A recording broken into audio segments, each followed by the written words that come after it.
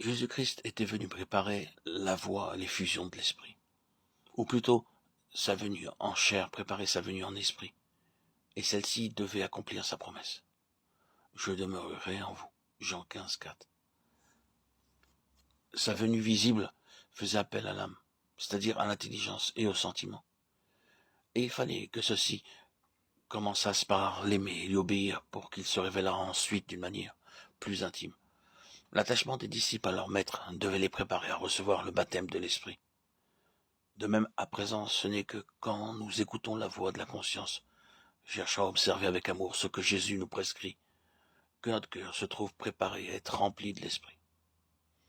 Il se peut sans doute que nos efforts n'atteignent pas le but, que nous ayons souvent à déplorer notre incapacité. Néanmoins, si le Maître voit en nous le sincère désir d'obéir à sa volonté, selon que l'Esprit déjà reçu nous la montre, nous pouvons compter sur une effusion nouvelle de l'Esprit.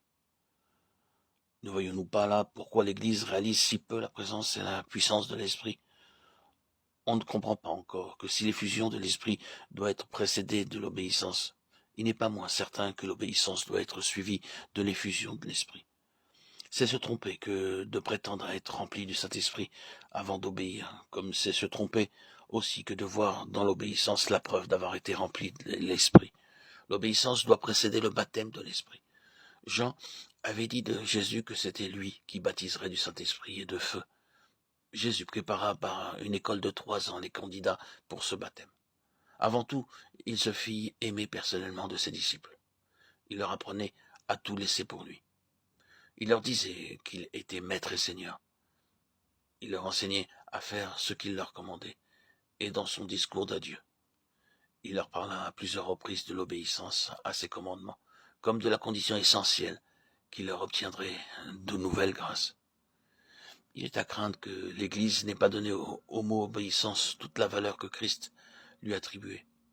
Et ceci est venu de vues erronées sur le danger de la propre justice, sur le désir de faire triompher la libre grâce, sur la domination du péché et l'impossibilité de ne pas pécher, aussi bien que de la répugnance naturelle de la chair à élever le niveau de la sainteté.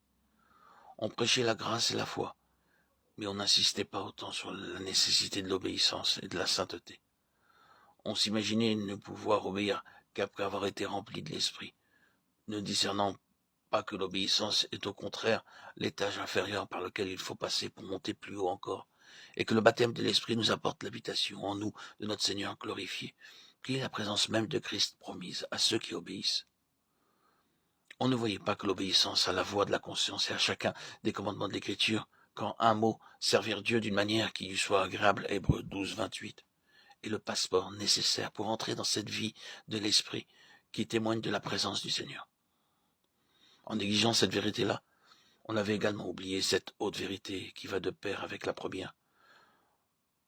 Celui qui obéit peut et doit s'attendre à être rempli de l'Esprit.